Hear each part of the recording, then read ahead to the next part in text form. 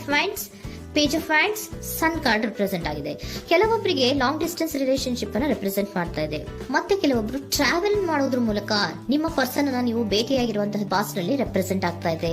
ನಿಮ್ಮ ಪಾಸ್ಟ್ ನಲ್ಲಿ ನಿಮ್ಮ ಲವ್ ಲೈಫ್ ನ ವಿಚಾರದಲ್ಲಿ ಒಂದು ರೊಮ್ಯಾಂಟಿಕ್ ಇತ್ತು, ಒಂದು ರೀತಿಯ ಕ್ಯೂರಿಯಾಸಿಟಿ ಇತ್ತು, ಒಂದು ಎಂಜಾಯ್ ಇತ್ತು. ಕೆಲವೊಂದು ರೀತಿಯ ಮೆಸೇಜ್ ಗಳನ್ನ ಎಕ್ಸ್ಚೇಂಜಿಂಗ್ ಮಾಡ್ಕೋತಾ ಇದ್ರಿ, ಫೋನ್ಗಳ ಮೂಲಕ ಅಥವಾ ವಾಟ್ಸ್ಆಪ್ ಗಳ ಮೂಲಕ ಮೆಸೇಜ್ ಗಳನ್ನ ಕಳಿಸ್ಕೊಳ್ಳುವಂತಹದ್ದು, ಒಂದು ರೀತಿಯ ಕ್ಯೂರಿಯಾಸಿಟಿ, ಎಕ್ಸೈಟ್ಮೆಂಟ್ ಗಳೆಲ್ಲ ನಿಮ್ಮ ಲವ್ ಲೈಫ್ ನ ವಿಚಾರದಲ್ಲಿ ಇತ್ತು.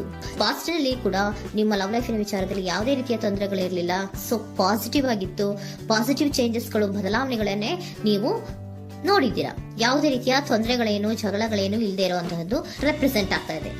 ಅಟ್ ದ ಪ್ರೆಸೆಂಟ್ ಸಿಚುಯೇಷನ್ ಹೇಗಿದೆ, ಈಗಿನ ಸಿಚುಯೇಷನ್ ಕೂಡ ಸೆಕ್ಯೂರ್ ಆಗಿರುವಂತಹದ್ದು. ನಿಮ್ಮ ಲವ್ ಲೈಫಿನ ವಿಚಾರದಲ್ಲಿ ಅಟ್ ಪ್ರೆಸೆಂಟ್ ಅಲ್ಲೂ ಕೂಡ, ಈ ಹಿಂದೆನೂ ಕೂಡ ನಿಮಗೆ ಚೆನ್ನಾಗೇ ಇತ್ತು, ಈಗಲೂ ಕೂಡ ಪ್ರೆಸೆಂಟ್ ಅಲ್ಲಿ ನಿಮಗೆ ಕಿಂಗ್ ಆಫ್ ಪ್ಯಾಂಟಿಕಲ್ ರೆಪ್ರೆಸೆಂಟ್ ಆಗ್ತಾ ಇರೋದ್ರಿಂದ ನಿಮಗೆ ಲವ್ ಲೈಫಿನ ವಿಚಾರದಲ್ಲಿ ಚೆನ್ನಾಗೇ ಇದೆ. ಸೊ ಒಂದು ಭದ್ರತೆ ಇದೆ. ಲವ್ ಲೈಫಿನ ವಿಚಾರದಲ್ಲಿ ಒಂದು ಸಾಮರಸ್ಯ ಇದೆ. ಯಾವುದೇ ರೀತಿಯ ತೊಂದರೆಗಳು ಏನು ಕಾಣ್ತಾ ಇಲ್ಲ. ಸೆಕೆಂಡ್ ಕಾರ್ಡ್ ಬಂದಿರುವಂತಹದ್ದು ಪ್ರೆಸೆಂಟ್ ಸಿಚುಯೇಷನ್ ಅಲ್ಲಿ ಸ್ಟ್ರೆಂತ್ ಇದೆ, ಬಾಂಡೇಜ್ ಇದೆ. ಚೆನ್ನಾಗಿ ನೀವಿಬ್ಬರ ಮಧ್ಯೆ ಒಂದು ಬಾಂಡೇಜ್ ಇದೆ, ಸಾಮರಸ್ಯ ಇದೆ, ಹೊಂದಾಣಿಕೆ ಗುಣಗಳು ತುಂಬಾ ಇದೆ. ಆದ್ರೂ ಕೂಡ ಅಟ್ ಪ್ರೆಸೆಂಟ್ ಅಲ್ಲಿ ಕೆಲವೊಂದು ವಿಚಾರಗಳ ಬಗ್ಗೆ ಅನುಮಾನವನ್ನ ಪಡ್ತಾ ಇರುವಂತಹದ್ದು ರೆಪ್ರೆಸೆಂಟ್ ಆಗ್ತಾ ಇದೆ. ಅಟ್ ಪ್ರೆಸೆಂಟ್ ಅಲ್ಲಿ ನೀವು ಕೆಲವೊಂದು ವಿಚಾರಗಳ ಬಗ್ಗೆ ನಿಮ್ಮ ಮೇಲೆ ನೀವು ಕೆಲವೊಂದು ಡೌಟ್ ಅನ್ನ ಪಡ್ತಾ ಇರುವಂತಹದ್ದು ರೆಪ್ರೆಸೆಂಟ್ ಆಗ್ತಾ ಇದೆ. ನಿಮ್ ಲವ್ ಲೈಫಿನಲ್ಲಿ ಕೆಲವೊಂದು ರೀತಿಯ ಭದ್ರತೆಗಳಿದೆ. ಸೊ ಯಾವುದೇ ರೀತಿಯ ತೊಂದರೆಗಳೇನೂ ಇಲ್ಲ, ಒಂದು ರೀತಿಯ ಗುಡ್ ಬಾಂಡೇಜ್ ಇದೆ.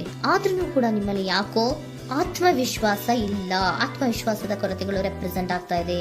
ಯಾವುದೋ ಕೆಲವೊಂದು ಅನುಮಾನಗಳು ನಿಮ್ಮಲ್ಲಿ ನಿಮ್ಮ ಲವ್ ಲೈಫಿನ ವಿಚಾರವಾಗಿ ಇರುವಂತಹದ್ದು ರೆಪ್ರೆಸೆಂಟ್ ಆಗ್ತಾ ಇದೆ. ಏನಾದ್ರೂ ತೊಂದರೆ ಆಗ್ತಾ ಇದೆಯಾ, ನನ್ನ ಲವ್ ಲೈಫಿನ ವಿಚಾರವಾಗಿ ಏನಾದ್ರೂ ತೊಂದರೆ ಆಗ್ತಾ ಇದೆಯಾ ಅಂತ ನಿಮ್ಮಲ್ಲೇ ನೀವು ಅನುಮಾನವನ್ನ ಪಡ್ತಾ ಇರುವಂತಹದ್ದು ರೆಪ್ರೆಸೆಂಟ್ ಆಗ್ತಾ ಇದೆ. ಫ್ಯೂಚರಿನ ಬಗ್ಗೆ ಹೇಳೋದಾದ್ರೆ ಕ್ವೀನ್ ಆಫ್ ಪ್ಯಾಂಟಿಕಲ್ಸ್ ಬಂದಿದೆ. ಕ್ವೀನ್ ಆಫ್ ಪ್ಯಾಂಟಿಕಲ್ಸ್ ಬಂದಿರುವಂತಹದ್ದೇನು, ಒಂದು ರೀತಿಯ ಘೋಷಣೆಯನ್ನ ಮಾಡುವಂತಹದ್ದು ರೆಪ್ರೆಸೆಂಟ್ ಆಗ್ತಾ ಇದೆ.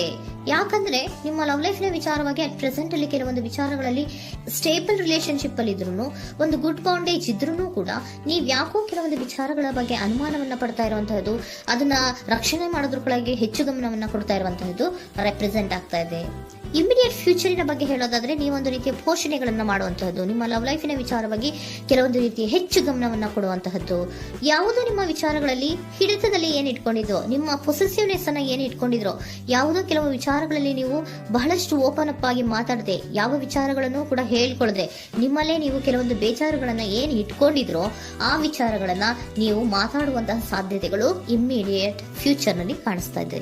ಯಾವುದೋ ಕೆಲವೊಂದು ವಿಚಾರ, ಯಾಕೆ ಯಾವುದೋ ಕೆಲವು ವಿಚಾರಗಳಲ್ಲಿ ನಿಮಗೆ ಅನುಮಾನಗಳು ರೆಪ್ರೆಸೆಂಟ್ ಆಗ್ತದೆ. ಲವ್ ಲೈಫಿನ ವಿಚಾರ, ಪ್ರೀತಿಯಲ್ಲಿ ಯಾವಾಗ ಅನುಮಾನಗಳು ಸೃಷ್ಟಿಯಾಗುತ್ತೋ ನಾವು ಅವಾಗವಾಗ್ಲೇ ಅದನ್ನ ಬಗೆಹರಿಸ್ಕೊಬೇಕು.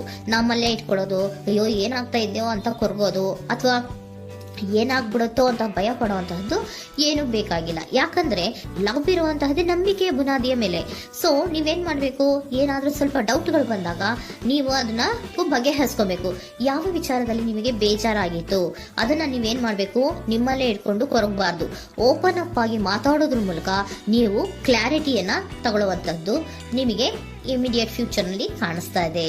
ಯಾವುದೇ ವಿಚಾರಗಳ ಬಗ್ಗೆ ನೀವು ನಿಮ್ಮ ಲವ್ ಅನ್ನ ಅಥವಾ ನಿಮ್ಮ ಪ್ರೀತಿಯನ್ನ ಭದ್ರವಾಗಿ ಉಳಿಸ್ಕೊಳ್ಳೋದಕ್ಕೋಸ್ಕರವಾಗಿ ನೀವು ನಿಮ್ಮಲ್ಲೇ ಇಟ್ಕೊಂಡಿದ್ದಂತಹ ಅಥವಾ ಕೆಲವು ಬೇಜಾರಿನ ವಿಷಯಗಳ ಬಗ್ಗೆ ನೀವು ಹೆಚ್ಚು ಮಾತಾಡಿ, ಓಪನ್ ಅಪ್ ಆಗಿ ಕೆಲವೊಂದು ವಿಚಾರಗಳ ಬಗ್ಗೆ ಮಾತಾಡುವಂತಹದ್ದು ಮತ್ತೆ ಅದನ್ನ ಕ್ಲಾರಿಟಿಗೆ ತಗೊಳ್ಳುವಂತಹದ್ದು ರೆಪ್ರೆಸೆಂಟ್ ಆಗ್ತಾ ಇದೆ. ನಿಮ್ಮಲ್ಲಿ ಬಾಟಮ್ ಆಫ್ ದ ಡಕ್ ಅಲ್ಲಿ ಬಂದಿರುವಂತಹದ್ದೇ ಅದು. ಖುಷಿಯಾಗಿರ್ಬೇಕು, ಸಂತೋಷವಾಗಿರ್ಬೇಕು, ನಮ್ಮ ಲವ್ ಲೈಫಿನ ವಿಚಾರದಲ್ಲಿ ಒಂದು ಎಂಜಾಯ್ ಇರಬೇಕು, ಮತ್ತೆ ನೆಮ್ಮದಿ ಇರಬೇಕು, ಯಾವುದೇ ರೀತಿ ಗಲಿಬಿಲಿಗಳಿರಬಾರ್ದು ಅನ್ನುವಂತಹದ್ದೇ ನಿಮ್ಮ ಎನರ್ಜಿಯಲ್ಲಿ ರೆಪ್ರೆಸೆಂಟ್ ಆಗ್ತಾ ಇರೋದು.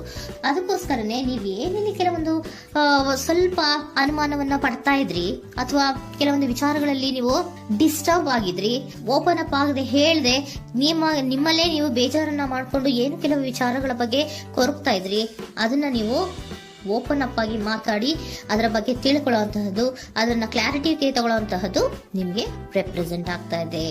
ಪಾಸ್ಟಿನಲ್ಲಿ ನಿಮ್ಗೆ ತುಂಬಾನೇ ಚೆನ್ನಾಗಿತ್ತು, ಅಟ್ ಪ್ರೆಸೆಂಟಿನಲ್ಲೂ ತುಂಬಾನೇ ಚೆನ್ನಾಗಿದೆ. ಬಟ್ ಕೆಲವೊಂದು ವಿಚಾರಗಳ ಬಗ್ಗೆ ನೀವು ಸೆಲ್ಫ್ ಡೌಟ್ ಅನ್ನ ಪಡ್ತಾ ಇರುವಂತಹದ್ದು ರೆಪ್ರೆಸೆಂಟ್ ಆಗ್ತಾ ಇದೆ. ಏನಾಗ್ತಾ ಇದೆಯೋ ಅನ್ನೋದ್ರ ಬಗ್ಗೆ ನೀವು ಸ್ವಲ್ಪ ವಿಶ್ವಾಸವನ್ನ ಕಡಿಮೆ ಮಾಡ್ಕೊಳ್ತಾ ಇರುವಂತಹದ್ದು ರೆಪ್ರೆಸೆಂಟ್ ಆಗಿತ್ತು. ಬಟ್ ಆದ್ರೆ ಇನ್ನು ಇಮಿಡಿಯೇಟ್ ಫ್ಯೂಚರ್ ನಲ್ಲಿ ಏನಪ್ಪಾ ಅಂದ್ರೆ ನಿಮ್ಮ ಲವ್ ಲೈಫ್ ಅನ್ನ ನಾವು ಉಳಿಸ್ಕೊಬೇಕು, ನಾನು ಎಲ್ಲವನ್ನ ನಮ್ ಕಂಟ್ರೋಲ್ ಅಲ್ಲೇ ಇಟ್ಕೊಂಡು ಅಥವಾ ಪೊಸೆಸಿವ್ನೆಸ್ ಅನ್ನ ಬೆಳೆಸ್ಕೊಂಡು ನಾನೇ ಬೇಜಾರು ಮಾಡ್ಕೊಂಡಿದ್ರೆ ಸರಿ ಇಲ್ಲ, ನಾನು ಓಪನ್ ಅಪ್ ಆಗಿ ಮಾತಾಡಿ ಕೆಲವೊಂದು ವಿಚಾರಗಳ ಬಗ್ಗೆ ನಾನು ಕ್ಲಾರಿಟಿಯನ್ನ ತಗೋಬೇಕು ಅಂತ ಆಲೋಚನೆಯನ್ನ ಮಾಡ್ತಾ ಇರುವಂತಹದ್ದು ರೆಪ್ರೆಸೆಂಟ್ ಆಗ್ತಾ ಇದೆ. ಓಕೆನಾ? ಒಂದು ಏಂಜಲ್ ಗೈಡೆನ್ಸ್ ನ ನಿಮ್ಮ ಲವ್ ರೀಡಿಂಗಿನ ವಿಚಾರವಾಗಿ ತಗೊಂಡ್ಬಿಡೋಣ ಅಲ್ವಾ. ದ ಸಿಚುಯೇಷನ್ ವಿಲ್ ಇಂಪ್ರೂವ್, ಸಿಚುಯೇಷನ್ಗಳು ಇಂಪ್ರೂವ್ ಆಗತ್ತೆ. ನೀವು ನಿಮ್ಮಲ್ಲೇ ಇಟ್ಕೊಂಡು ಕೊರಗಬೇಡಿ.